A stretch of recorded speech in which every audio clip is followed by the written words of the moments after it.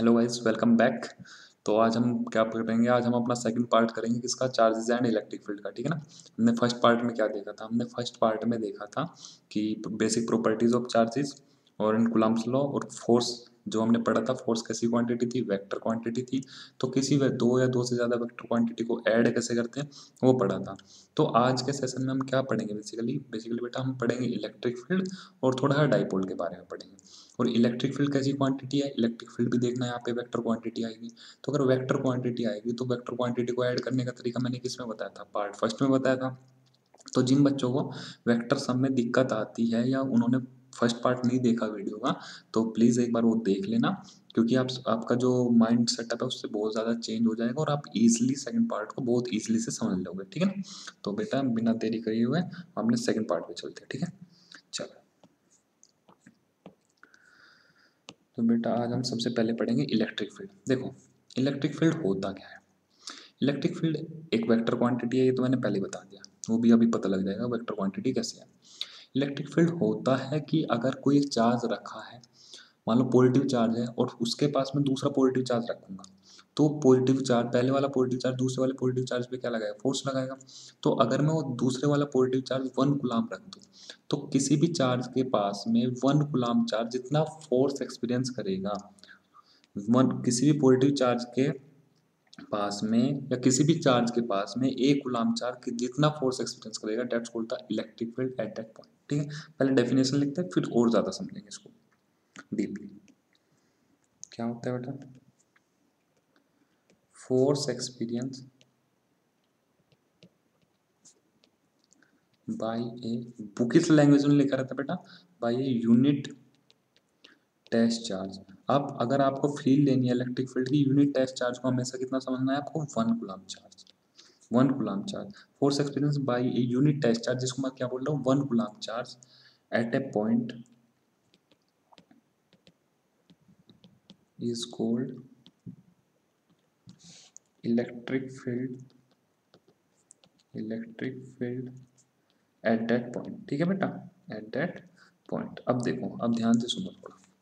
मान लो मेरे पास एक ही पॉजिटिव चार्ज है जिसका मैग्नीट्यूड कैपिटल क्यू है, कोई दिक्कत यहाँ तक? और यहाँ पे एक मेरे पास पॉइंट है, पी पॉइंट है, और इसमें मैंने एक स्मॉल क्यू चार्ज रख रखा है। और इन दोनों के बीच में बेटा दूरी है आर। इन दोनों के बीच में बेटा दूरी कितनी है? आर। तो अकॉर्डिंग टू कूलम्ब्स लॉ हमको पता है कि इस क्यू चार्ज पे ये कैपिटल क्यू, देखो इस स्मॉल क्यू चार्ज पे कैपिटल क्यू चार्ज फोर्स लगाएगा। और दोनों सेम सेम चार्ज, मतलब सेम नेचर के, दोनों पॉजिटिव पॉजिटिव है तो रिपेल करेगा। तो ये क्यू जो कैपिटल क्यू चार्ज है, ये स्मॉल क्यू चार्ज को ऐसे अलोंग द लाइन ज्वाइनिंग, हमने वहाँ पे पढ़ा था पिछले लेक्चर में सेंट्रल फोर्स होते हैं, तो अलोंग द लाइन ज्वाइनिंग इस पे क्या लगाएगा? धक्का लगाएगा। तो बेटा तो इधर की तरफ इस पे लगेगा फोर्स। कितना फोर्स लगेगा? ये मैग्नीट्यूड हमको कौन देगा? कूलम्ब सर देंगे, k q q by r square. ठीक है। अच्छा, देखो हमको एक बात पता लग गई कि अगर क्यू कूलम्ब चार्ज पे कितना फोर्स लगाया कैपिटल क्यू वाले ने? K q q by r square. तो क्यू कूलम्ब पे कितना फोर्स लगा? K capital q into small q by r square. अगर यहाँ पे q small q coulomb charge ना हो के 1 कूलम्ब चार्ज होता तो कितना फोर्स लगता? तो अगर बेटा 1 कूलम्ब चार्ज रख दूंगा वहां पे, तो इस स्मॉल क्यू से मेरे को डिवाइड करना पड़ जाएगा इंटू क्यू। और 1 कूलम्ब चार्ज पे जितना फोर्स लगता है किसी पॉइंट पे, उसी को हम क्या बोलते हैं? Electric field.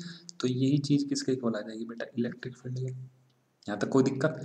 अब देखो इस चीज, ये जो मैं आपको सर्कल कर रहा हूँ, इसको हम बोलेंगे फोर्स, क्योंकि तो फोर्स लग रहा था। तो ये हो गया एफ, और ये किससे डिवाइड करना है? क्यू से। तो फोर्स पर यूनिट चार्ज, दूसरी डेफिनेशन यही बोल देते हैं, force per unit charge is called electric field. तो E equal to F by q, जिसका मैग्नीट्यूड कितना आ जाएगा बेटा? के क्यू बाई आर स्क्वायर। ठीक है। और इलेक्ट्रिक फील्ड कैसी क्वांटिटी होती है? Vector quantity. कैसी क्वांटिटी होती है बेटा? Vector quantity. तो अगर वेक्टर क्वांटिटी है तो इसकी डायरेक्शन भी होगी, इसकी डायरेक्शन भी होगी। वेक्टर क्वांटिटी है तो इसकी डायरेक्शन भी होगी। अभी आगे चलेंगे, डायरेक्शन पॉजिटिव चार्ज के लिए अलग होगी, नेगेटिव चार्ज के लिए अलग होगी। ठीक है ना। अच्छा, तो आपको क्या ध्यान रखना है?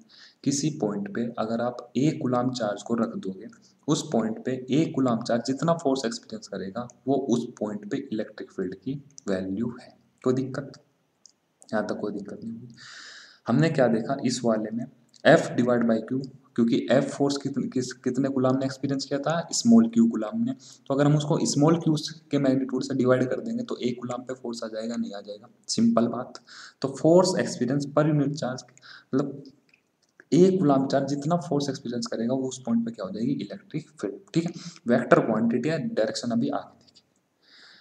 चलो अब देखो, पहले डायरेक्शन का ही खेल खत्म करते हैं। यहाँ पे एक स्लाइड ऐड कर लेते हैं, इलेक्ट्रिक फील्ड लाइंस देख लेते हैं। कोई एक पॉजिटिव चार्ज है, पॉजिटिव चार्ज की वजह से इलेक्ट्रिक फील्ड लाइन आप कैसे ड्रॉ करोगे? देखो पॉजिटिव चार्ज से इलेक्ट्रिक फील्ड होता है बाहर की तरफ, ये आपको याद रखना पड़ेगा। पॉजिटिव चार्ज से इलेक्ट्रिक फील्ड कैसे होता है बेटा, बाहर की तरफ, ऐसे रेडियली आउटवर्ड। रेडियली आउटवर्ड मतलब अलोंग द रेडियस और बाहर की तरफ होगा। तो पॉजिटिव चार्ज से कैसा होगा बेटा, रेडियली आउटवर्ड। रेडियली आउटवर्ड मतलब आउटवर्ड मतलब बाहर की तरफ, और radially means along the radius. ठीक है, अच्छा। नेगेटिव चार्ज की वजह से बेटा अंदर की तरफ होगा, रेडियली इनवर्ड। कैसा होगा बेटा, रेडियली इनवर्ड। ठीक है, तो ये होगा बेटा रेडियली इनवर्ड। तो अगर कहीं पे पॉजिटिव चार्ज रखा है और पॉजिटिव चार्ज से आपको किसी आर दूरी पे इलेक्ट्रिक फील्ड निकालना है, तो उसका फॉर्मूला तो आपको पता है, के क्यू बाई आर स्क्वायर। लेकिन उसकी डायरेक्शन कैसे होगी, बाहर की तरफ, पॉजिटिव चार्ज से दूर की तरफ। और अगर कहीं पे नेगेटिव चार्ज रखा है तो आपका मैग्नीट्यूड तो निकल जाएगा के क्यू बाई आर स्क्वायर, लेकिन डायरेक्शन कैसे निकालोगे, रेडियली इनवर्ड, अंदर की तरफ, चार्ज की तरफ ले जाना है। ठीक है ना, चलो ये होता है डाइपोल।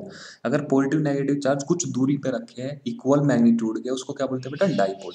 तो देखो डाइपोल की वजह से इलेक्ट्रिक फील्ड लाइन देखो कैसी होगी, पॉजिटिव से स्टार्ट होगी और नेगेटिव पे चली जाएगी, पॉजिटिव से स्टार्ट होगी नेगेटिव पे चली जाएगी, पॉजिटिव से स्टार्ट होगी नेगेटिव पे चली जाएगी, पॉजिटिव से स्टार्ट होगी नेगेटिव पे चली जाएगी। ठीक है, ये भी घूम के आ रही है बेटा, ये भी ऐसे डॉट डॉट मान लो, ये घूम के आ रही है। ठीक है, तो पॉजिटिव से तो बाहर की तरफ निकलती है, तो एरो पॉजिटिव से दूर की तरफ लगाओ, नेगेटिव में अंदर जाती है। तो देखो ये मैंने जो एरो लगाया है ये पॉजिटिव से, यहाँ पे ध्यान से देखना एक बार बेटा, जो मैंने एरो लगाया है ये पॉजिटिव से बाहर की तरफ है, लेकिन अंदर किसकी तरफ साइन कर रहा है, नेगेटिव की तरफ। तो पॉजिटिव से स्टार्ट होगी और नेगेटिव पे क्या हो जाएगी, खत्म। ध्यान से सुनो, पॉजिटिव से स्टार्ट होगी नेगेटिव पे खत्म, पॉजिटिव से स्टार्ट होगी नेगेटिव पे खत्म, पॉजिटिव से स्टार्ट होगी नेगेटिव पे खत्म, पॉजिटिव से बाहर की तरफ, पॉजिटिव से बाहर की तरफ, नेगेटिव पे अंदर की तरफ। ठीक है, हमेशा ध्यान रखना बेटा, पॉजिटिव से इलेक्ट्रिक फील्ड लाइन स्टार्ट होती है और नेगेटिव पे क्या हो जाती है, खत्म। तो मैं यहाँ पे एक पॉइंट लिख दूं कि electric field lines doesn't form close loop. Electric field line close loop नहीं बनाती, क्योंकि वो पॉजिटिव से स्टार्ट होती है और नेगेटिव पे क्या कर जाती है बेटा, टर्मिनेट, खत्म हो जाती है। अब ये देखो दोनों पॉजिटिव चार्ज है, दोनों पॉजिटिव चार्ज एक दूसरे को रिपेल करेंगे, एक दूसरे को रिपेल करेंगे, तो इलेक्ट्रिक फील्ड लाइन पॉजिटिव से तो हमको हमेशा बाहर की तरफ निकलती है, तो ऐसे लगाओ बाहर की तरफ, बाहर की तरफ। अब देखो इसकी भी इलेक्ट्रिक फील्ड लाइन जाएगी और इसकी भी इलेक्ट्रिक फील्ड लाइन जाएगी, लेकिन ये एक दूसरे को टच नहीं कर पाएगी। क्यों नहीं कर पाएगी, क्योंकि एक दूसरे को क्या कर रही है, रिपेल। एक दूसरे को क्या कर रही है बेटा, रिपेल। तो ऐसे हो जाएगा, ऐसे हो जाएगी। ठीक है ना, क्योंकि रिपेल करेगी एक दूसरे को इलेक्ट्रिक फील्ड लाइन, तो इसलिए टच नहीं कर पाने की, मिल नहीं पाने की। ठीक है ना, अच्छा समझ में आ गया यहाँ तक, कोई दिक्कत? पॉजिटिव चार्ज से अगर आपको इलेक्ट्रिक फील्ड लाइन ड्रॉ करनी है वो रेडियली आउटवर्ड, नेगेटिव के लिए रेडियली इनवर्ड, डाइपोल के लिए पॉजिटिव से स्टार्ट होगी नेगेटिव पे खत्म होगी, पॉजिटिव पॉजिटिव है तो रिपेल करेगी, नेगेटिव नेगेटिव है वो भी रिपेल करेगी। ठीक है, चलो अब आते हैं electric field due to a system of charges. Electric field due to a system of charges, दो या दो से ज़्यादा चार्ज है, ठीक है, उनकी वजह से किसी एक पॉइंट पे इलेक्ट्रिक फील्ड निकालना है। तो पहली बात तो इलेक्ट्रिक फील्ड कैसी क्वांटिटी है बेटा, वेक्टर क्वांटिटी है। तो 2 + 3 5 हो भी सकता है, नहीं भी हो सकता। ठीक है ना, अच्छा वेक्टर क्वांटिटी है तो ये क्या फॉलो करेगी, follows vector sum of addition. अब देखो ध्यान से, मान लो यहाँ पे Q1 चार्ज रखा है, यहाँ पे Q2 चार्ज रखा है, और इस P पॉइंट पे इलेक्ट्रिक फील्ड बताना है। तो Q1 से बेटा इलेक्ट्रिक फील्ड लाइन आउटवर्ड होगी, तो ऐसे जाएगा P पॉइंट पे, तो electric field due to Q1, इसकी वजह से ऐसा जाएगा electric field due to Q2। अगर मान लो इनके बीच में एंगल कितना है, थीटा, तो आप बेटा ई नेट कैसे निकालोगे, जो इनके बीच में आएगा ई नेट, क्योंकि रिजल्टेंट दो वेक्टर के किसमें आता है, बीच में। तो ई नेट कैसे निकालोगे बेटा, under root E Q1 square plus E Q2 square plus 2 E q two cos theta. ये बेटा आपको वेक्टर सम ऑफ एडिशन लगाना पड़ेगा, इसलिए ये वाला तरीका मैंने फर्स्ट लेक्चर में बहुत अच्छे से समझा रखा है। तो जिन जिन बच्चों ने फर्स्ट लेक्चर अटेंड किया है उनको समझ में ईजिली आ जाएगा। तो अगर किसी को दिक्कत हो रही है इस फॉर्मूले को समझने में, तो बेटा पहले फर्स्ट पार्ट देख के आ जाना इस वीडियो का, बहुत इजीली समझ में आ जाएगा, ठीक है ना। अच्छा, तो इलेक्ट्रिक फील्ड कैसी क्वांटिटी है, वेक्टर क्वांटिटी है, तो बेटा 2 + 3 ऐसे डायरेक्ट नहीं जोड़ सकते, उसको जोड़ने के लिए हमको क्या फॉलो करना पड़ेगा, वेक्टर सम वाला जो एडिशन है वो फॉलो करना पड़ेगा, ठीक है ना। तो ये बता दिया मैंने आपको। अब चलते हैं नेक्स्ट में। अब देखो इलेक्ट्रिक फ्लक्स, इलेक्ट्रिक फ्लक्स होता क्या है, इससे पहले एक बात पढ़ लेते हैं, properties of electric field line. एक स्लाइड ऐड कर लेते हैं यहाँ पे।